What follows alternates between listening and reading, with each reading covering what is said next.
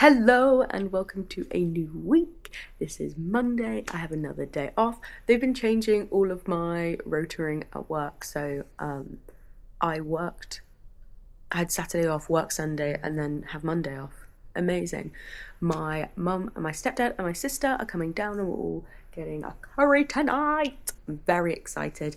I have loads of things I need to do. Harry and I spent hours tidying our house yesterday, but I still want to read a chapter and a half of Mythica and I want to finish the Dead Cattail Assassins. I've got 2/3 left, I think. And I'm enjoying it. Like I said in my last weekly vlog, I wouldn't say I'm like enjoying it as much as A Sweet Sting of Salt, which is also part of my Goodreads challenge. For those of you who don't know, I'm trying to read all of the fantasy longlist books from the Goodreads Choice Awards from last year, and I've read one already and I'm reading this one.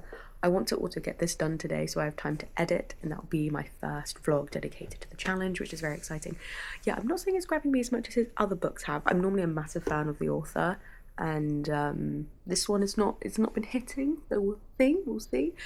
But I wanted to say I posted a 5-second clip on TikTok of the music that played in my neighbour's back garden, which, now I'm thinking about it, I think it's going on my vlog.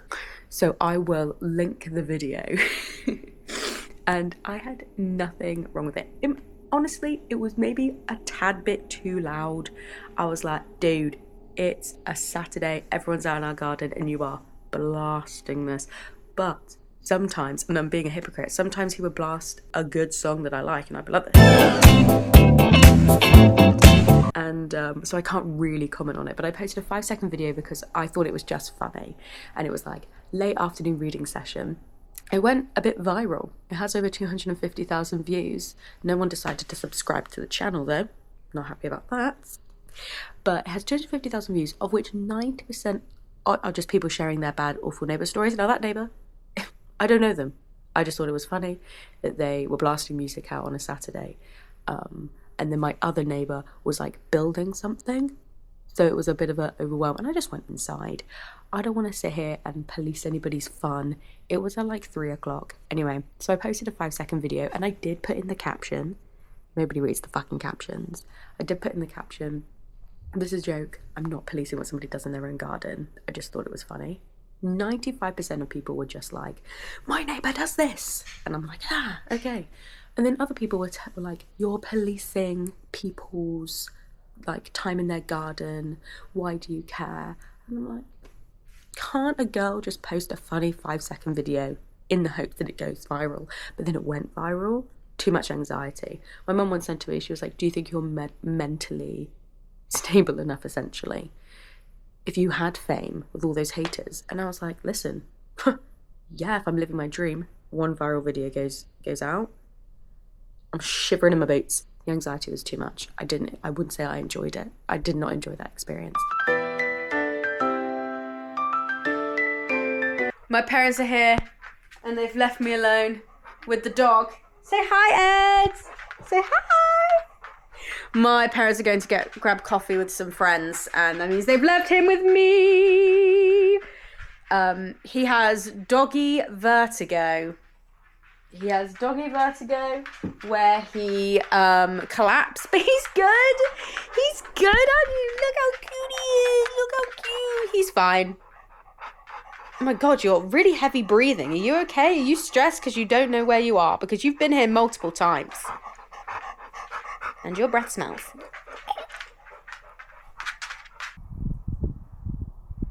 Ready, down the middle bit. No, not that way. Oh my God, he stresses me out. No, Ed, this way. I nearly fell down the fucking stairs. Hello? Hello? You okay? Ah, you're so cute. You're just the most scrumptious little thing in the world.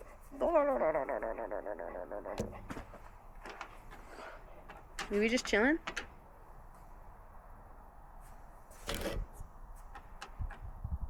What are we doing?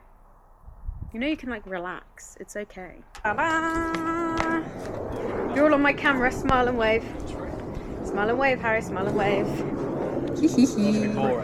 That's yours, mother. Oh, thank you. Thank you. So I woke up late, went to bed late, and then because I woke up late, I ate late. Yeah. And then I said to my mum, I was like, "What is happening?" And she went, "Oh, I'm still coming." And I was like, "Oh, I genuinely thought you were just like, oh, that was you hinting that you're not gonna do it." And then so I was like, "Oh shit!" So I had a massive breakfast, and by the time she came, I went, "Mum, this food's not digested." So we tried to stall it. We started running. My stomach was cramping. I had nausea. I was ill as well. Hey, I was ill as well. So I had like mucus everywhere. Like my throat was blocked. And every now and again, she had to keep going. Gross. And I had to keep on snot rocketing. Oh mate, it was like a torture mechanism. That's pretty good. And that for an hour and 45 minutes. How long do you think it's going to take you to do your half marathon? 2.5 hours. 2.5, I think. I'm doing it for charity. That's not bad. I'm just a G-mom. How long does it take to do a full marathon? Well, the best one, 2 hours. Hello and welcome to another day. I am going to a sleepover today. I haven't been in a sleepover in years. Yeah, it's going to be good. I'm looking forward to it. I'm up really early though. Jesus Christ. About to go let Eddie out so we can have a wee. Go to the bathroom. Yeah, then gonna head off. How fun. I've not got your salad. I've not got you a salad. Mine's not large, so absolutely. Like when you mine's a buffet and you don't know. Yeah. Oh, fuck off. I said, but it would ruin my watching experience because I can't hear anything. Yeah. Ableism. Without doubt. Smile, Morgan. You cannot see you on this light side. I'm at a friend's house because we had a lovely little sleepover and it was really nice and a great time. But I've got to wake up early because I have the early shift now. I also have to...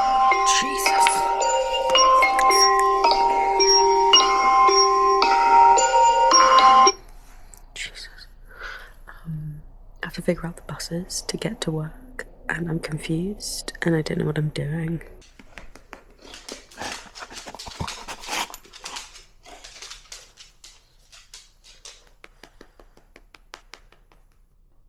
I just got home and I want to show you something that is kind of sad but kind of funny. Like I'm laughing. I was not very super happy about it earlier, but now I can laugh about it. But I lent a friend a book to somebody that I know. Which we were both incredibly excited to read. First of all, new blush, looking good. Red Beauty blush, I get why people like it. Anyway, so I lent out a book to a friend, and this is the state that it came back in. Can you see that? Let me flip the camera around. I don't know whether this is picking up how bad it actually low-key is. As someone that really desperately keeps my books in condition, this is not it. I was low-key, I said to my friend, I was like, no offense, I'm never lending you a book again because this book is awful. Like, why is the corners bent so badly? Why are there creases in the cover? It took you 4 months to read the book. And this is how, like, the quality that you give it back in? That you don't even own? I wasn't really impressed. Low-key, not gonna lie. But we spoke about it and it's all good now, but I am still a little bit sad about it. Welcome to another day. It is Thursday. I'm working at a different store today, which means prime reading time. Because I have to get a bus and then a train, then I have my breaks, and this store is only run by 2 people, so there's no one to talk to in my breaks. That's reading time, plus a train and then a bus back. Prime reading time. I am halfway through Mythica at the moment. I am worried I'm not going to finish it in time for the event, but I am off this weekend, so we should be good. And I really, really, really want to crack on with that Murder in the House of Omari.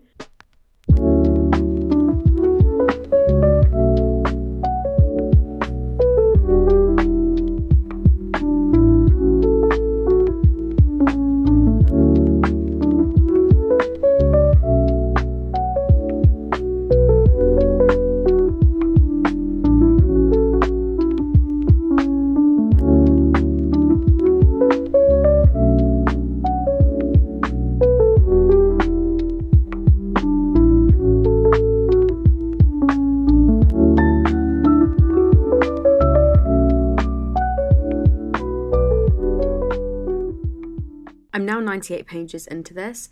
It's a really good look at the Second World War from the point of view of Japan and Japanese residents. And it follows, I guess, kind of how the Second World War affects this one particular rich family.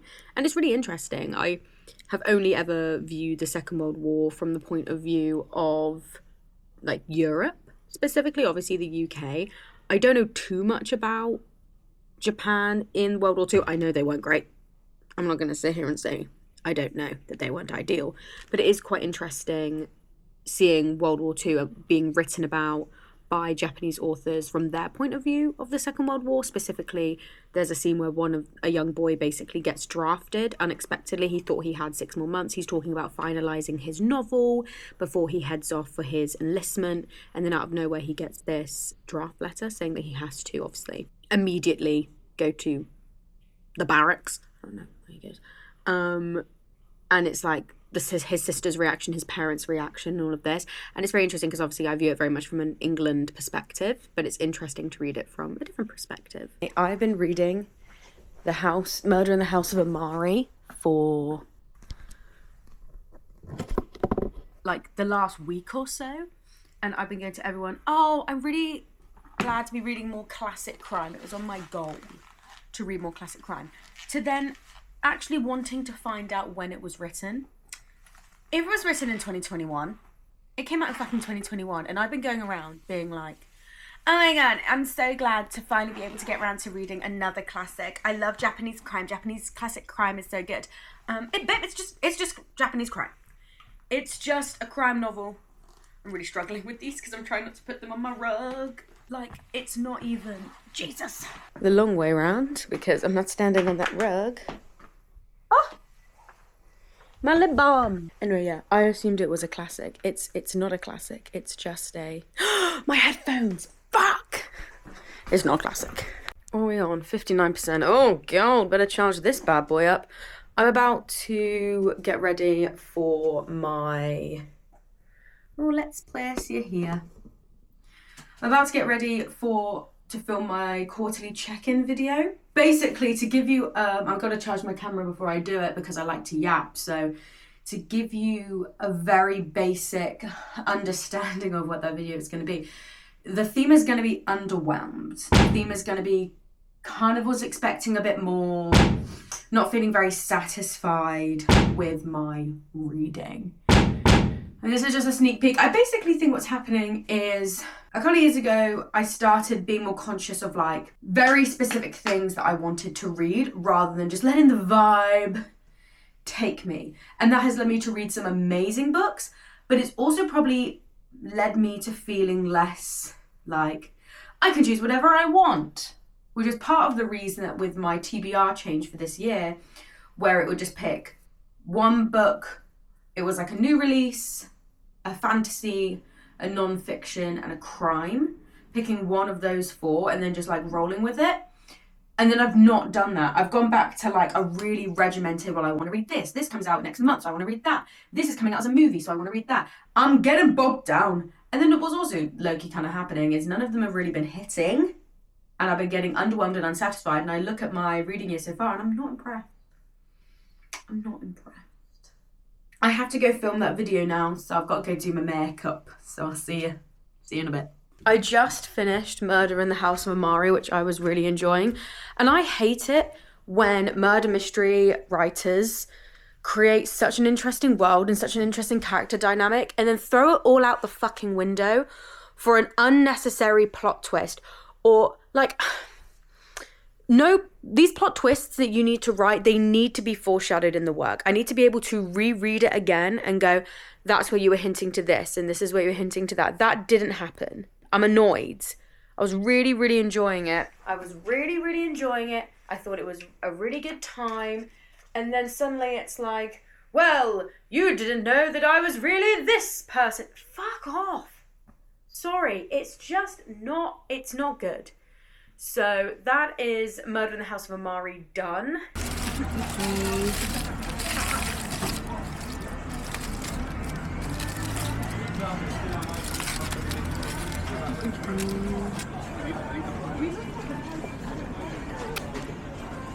Harry and I've got our first baby, our Tepig.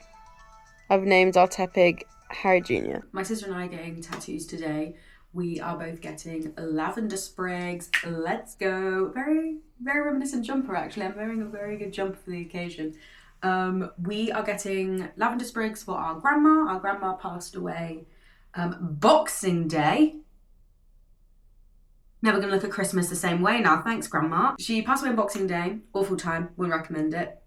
And we kind of knew very instantly. We always wanted to get tattoos together. We weren't sure what. And then lavender has a very big tie to our grandma. She always had lavender flowers outside of her house, in her garden. She always said that she'd recommend lavender to my dad when he was sorting out his garden, to Harry and I when we were sorting out our garden. She would put lavender on birthday and Christmas cards. So lavender's like a really big thing for her. And my sister and I pretty much, after she passed away, said, right, we know what we're doing. Get it on my arm! Get it on my arm! So yes, that's what we're doing. Harry is coming with us for moral support, and yeah, should be good. Should be good. I'm a little bit nervous. Because, like, obviously I know it's gonna hurt, but like I don't know what my pain threshold's pretty good, but how good is my pain threshold in this moment? That is the question. So we shall see. But I am a little bit nervous. When I come back, I'll be infinitely more cooler because I have a tattoo. I'll be cooler than Harry. Because if you get a tattoo, you're instantly cooler than any people ever. Isn't that right, Harry? Do you hear what I said? I said that I'll be cooler once I have this tattoo. Hello. Let's get all this. Right. Darcy, are you excited for your tattoo? Very excited. I started questioning all of my tattoo ideas and everybody had to talk me down from my mania. To provide some reassurance there. No, it's nice. I just wondered whether, is it too less, Harry? Is it too less? No, it's fine. You can always add more. You can always add more. Darcy's right. You can always add more. 18's going to try and get in.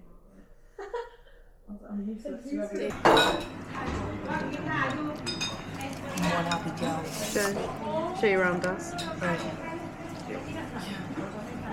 She's inked up. She's inked up. I then started having a panic where I was like, is it two to one side? So that's where I am. That being said, I then went to the charity shop with my sister. Darcy, smile and wave. I was going to say, let's get your tattoo out, but you've got your jumper on, so. Anyway, so I went to the charity shop. Where the fuck am I putting it? I went to the charity shop. No, it's okay. Oh, I can put it here. I went to the charity shop and I got an owl crate pin for £3.50. I don't know what some bookseller decided they didn't want to be a bookseller anymore. But look! Cute. And then I got this really cute, what retails for 60 quid, cute handbag for £15. Shout out to the British Heart Foundation. I'm very happy. But now I keep panicking that... Harry, are you being serious? I'm being serious right now. Do you think that should have moved across? No, it's perfect. You promised me. Yeah. Look, Because in look, the photo, if you... slap bang in the middle. Yeah, it's alright. I'm panicking for no reason. If you I mean, it's turn too your late arm- now. If you like relax your arms normally by your sides, it'll be dead center.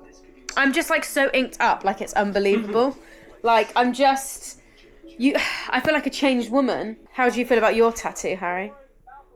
You can't actually see. He got India tattooed in capital letters on his butt cheek. Do you want to see?